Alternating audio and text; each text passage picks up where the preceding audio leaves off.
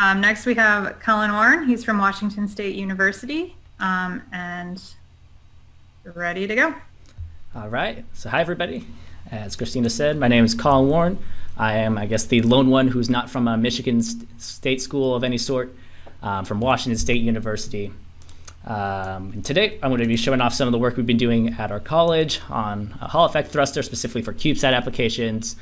So without further ado, we're going to jump right into it. As you can see from the screen, we have a lot to cover, and I only have about 12 minutes. So we're going to move through it fairly fast, and if you have any questions about it, feel free to ask me afterwards and or offline.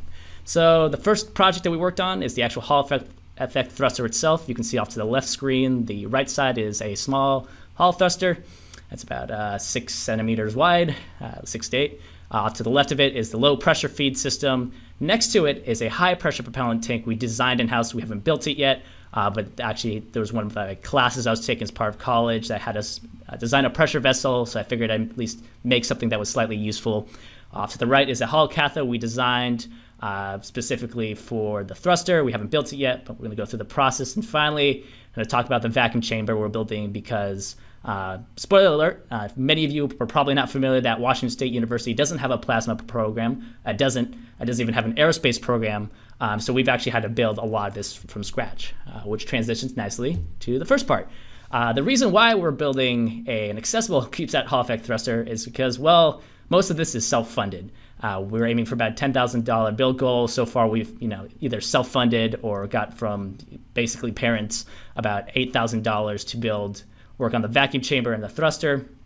A lot of this work is based on work that was done by Cal Poly on CubeSats and Western Michigan University on making accessible Hall thrusters in general for laboratory environments. And the reason why we're aiming for flight ready is because we had to rationalize to people who were giving us money why they were making it other than an interesting project. And we said, well, we can use it on a CubeSat, and that might be useful to other companies or people who might buy this. So that was the whole motivation for this project.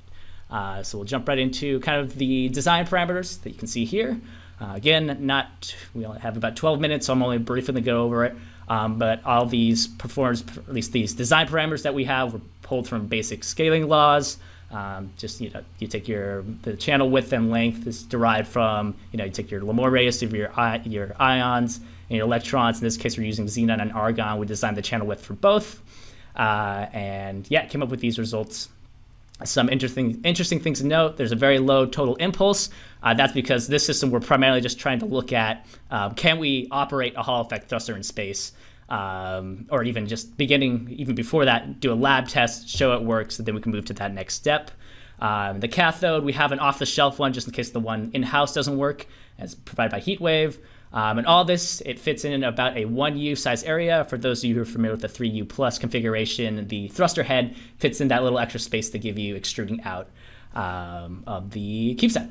So that's a little bit about the overall design parameters. Quickly getting to testing, we did some basic radial magnetic field profiles. You take your magnetic probe, you stick it along, you move it along axially through the thruster channel, and you get a profile. As you can see here, there's only 4 data points. The reason for that, of course, is we started testing this about a week before COVID. So, of course, that shut down the whole lab, and we haven't been able to access it until this fall. So apologies for the only 4 data points, but with the skimmed data we have, it seems promising, but obviously you can't start making inferences. So the 4 data points show that it is promising, but we won't have full data until this fall when we can actually get back into the lab. Moving swiftly along, I'll briefly talk about the heated Hall cathode we designed for it. Of course, we chose lanthanum hexaboride, mostly because it's the easiest to work of all the different thermionic emitting materials, due to it being less sensitive to water vapor poisoning. In addition to some of the formulas I'll show you in the next slide, a lot of this work was based on papers from Shu, and I've been told this next person's name is pronounced Gurchillo. I'm sorry if I mispronounce any of your names in general. But yeah, a lot of this work was based off of their papers. In addition to that, so there's work done by Booth, a basic paper on, okay, how do you model Hall effect thrusters? What's the electron current you need? There's a basic about 0.1 amps per centimeter squared rule of thumb for, okay, this is how much electron current you need circulating around the exit part of your channel.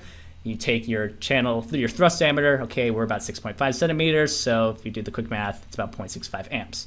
Once you have 0.65 amps, you plug it into your favorite Richardson-Dushman equation. You plug in the coefficients for your material. In our case, it's LAB6. And then you get what temperature you need to heat up your thermiotic emitting cathode to get electrons out of it. In our case, it's about 1300 degrees Kelvin or 900 degrees Celsius. So that's the holocathode we designed. The current status of it is we're working on the thermal analysis because you need to figure out how hot you need to hit the wire to heat the emitter to emit the electrons. We tried to do it in SOLIDWORKS. We couldn't, even after talking to some of our professors who've been working with the thing for about 20 years. Basically, SOLIDWORKS can't model the thin tantalum foil interfaces, so we're going to be trying to do it in COMSOL. So that's a cathode. The next one is the low pressure propellant tank that we kind of teased before. This was the first iterative pass that we went through, basically because we just want to make a basic propellant feed tank that we can put in the CubeSat and make work. The high pressure one we'll talk about later, but basically you see off the top right, it's using a bunch of off-the-shelf components with a custom manifold. We used a couple Argon 1 canisters threaded into the manifold with an O-ring in between using Bestwick regulators. It's designed to hold about 120 psi propellant, so that's about 9 atmospheres for those of you who are keeping track at home. This, of course, if we actually were to fly it, we'd keep it no more than 2 atmospheres due to CubeSat standards because we're just trying to show it works. But the system can hold about 18 grams of xenon, which if you do the total impulse calculations, 176. So we're going to show you some quick results of the bubble check tests we did using air just to do some initial leak tests now that we assembled it. And the results were not super promising, to say the least. We did show that, okay, we codified the leak rate. You can see off to the top right, we're doing the soapy water test. You take a big spray can of water, put soap in it, spray at that thing, see if there's bubbles. We were noticing some of the custom leave valve fittings we had. They ended up leaking. And we ended up talking to Lee. They said, okay, originally it was made out of brass. Tried changing it to PEEK. Changed it to PEEK. Was still leaking. Tried putting some epoxy around it. Still leaking. So we may have to reevaluate whether we're going to be using these or not. But off to the left, okay, after we've removed the leaky leave valves, we actually pressurized the system and then just did a visual inspection. The results you see off to the left was the results that we had without the leave valves. We were seeing that even though we couldn't see any leaky bubbles forming, we were still getting 3 to 8 times higher leak rates than what are, even the bare minimum of what NASA suggests of what leak rates should be for your system. So obviously it's still a lot more to prove here. This was the first iterative pass. We were suspicious that the ALCAT device might be leaking itself. That might be a potential point. But so far, this is the progress we've done so far on the low pressure tank. And quickly, because I know some of you were, like, okay, you have a Hall effect thruster, but usually the hard part for these things is the power processing unit. What's your plan for that? Right now, here's some basic design parameters that we've pulled from different resources that we found online. Some Japanese groups did some research. So we took those numbers and kind of scaled them down to our purposes. Again, still in the design phase because we're looking at testing our thruster first in the lab to see, okay, is there a low enough power that we can get plasma stability at? Then we can actually start looking at the actual components for the thruster. Next off, if you're not sick enough of pressure vessels yet, we made a high pressure one. The unique one about this is this is actually a non-circular one. And the reason why is, of course, is the cube. It's a nice big solid aluminum block. And you figure, well, instead of having steel spheres inside of an aluminum block, why don't you just make the aluminum block the actual pressure vessel? So as part of one of my classes, I went through the analysis of what the clamping procedure and/or calculations would be for this. You can see how it all fits together off to the left. Special note of the total impulse. You get about 3,000 Newton seconds, pressurizing this at about 20.68 megapascals, which is obviously probably fairly interesting to a certain amount of people. So we'll go quickly show you some of the results from that. So we have over here the left side, again, this is in SOLIDWORKS, just did an isostatic pressure test. The design still seems to hold up. Off to the right was the Shingley gasket joint analysis, which is commonly used for circular bolt patterns. In our case, we adapted it for a non-circular profile. I'm not going to get into the details about how we did that because I only have 12 minutes and I got a lot of different objects to talk about in this talk. But yeah, we went about that, determined that it was about 44 M3 bolts. They're all spaced out, within the rule of thumb that you should have 3 to 6 bolt diameters in between that range. And yeah, so we designed it, but of course, this is high pressure. You're not going to be putting this on anything, so we obviously still need to physically test it. So we currently don't have the facilities or the funding to do that. So if there's anybody out there who might know somebody or is interested in helping us out with that, that'd be great. For now, we designed it. I figured given the downsizing trend of a lot of the propulsion scene, this would be interesting to some people. Finally, briefly going to talk about the vacuum chamber we're designing in-house. Again, because we're at the school that doesn't have a plasma physics program or an aerospace program, we have maybe 2-3 high vacuum chambers, and all those are taken up by sputtering and other basically other facilities that we can't commandeer for our own purposes. So we had to make one from scratch. We're aiming for a 4 × 10⁻⁴ working pressure with a maximum of 6 standard cubic centimeters of xenon. Some of you will obviously be looking at saying, well, I don't think that's low enough, which is a fair point. Some people we talked to said, okay, you only need it below 10 to the -3 and you should be fine. So one thing we're going to look at is, okay, we're going to test it in our custom vacuum chamber. We have some people in industry who are interested in actually testing it with us, and we'll compare the results and we'll see, okay, if we can do some backflow calculations, see how much we're actually overestimating the performance of our thruster in this given vacuum chamber. We'd also want to give a huge shout out to the Kook Parents Fund for giving us the $5,000 grant to make this, because yeah, this would not have happened without them. Future work, as you saw before, quickly wrapping it up, did all the things. We need to assemble a vacuum chamber, do the Hall effect thruster test in-house and then in industry, finish the magnetic field modeling, of course, and then continue. Once we have all that done, now we have a better idea of how the propellant management system, cathode development, and the power processing unit will come together. So yeah, I wanted to say thank you very much to all these people, because for the last 2 years, I've been hammering their emails. Some of them have complained to me offline at this conference. I also wanted to give a special thank you to Dr. Dan Lev, who without this, none of this would have been possible. I know you've been hyping you up a lot, but I really mean it. And then George, of course, super helpful with the cathode work. I think he's giving a conference, so give him some love later. And then, of course, Dr. Greg and PhD in the making, Matthew Bard, for their help in the Hall effect thruster and the CubeSat integration side. Thank you very much. I'll take some questions. Okay, great. I do want to say that it is Dr. Baird. He has finished his PhD. Awesome. Well, congratulations. So, John has a question. He has his hand raised. Yeah, so I'm a big advocate of trying to reduce the cost of these systems, but I am curious how you established your design requirements. For example, interplanetary, you mentioned is usually all about really long life out of these small CubeSats. Yeah. And at the same time, CubeSats generally require relatively low pressure at launch. Yeah, so initially, because that main problem there is the CubeSat design requirements. They give you a maximum of 2 atmospheres worth of pressure requirement, because they don't want if you're ride sharing, they don't want you blowing up the stuff.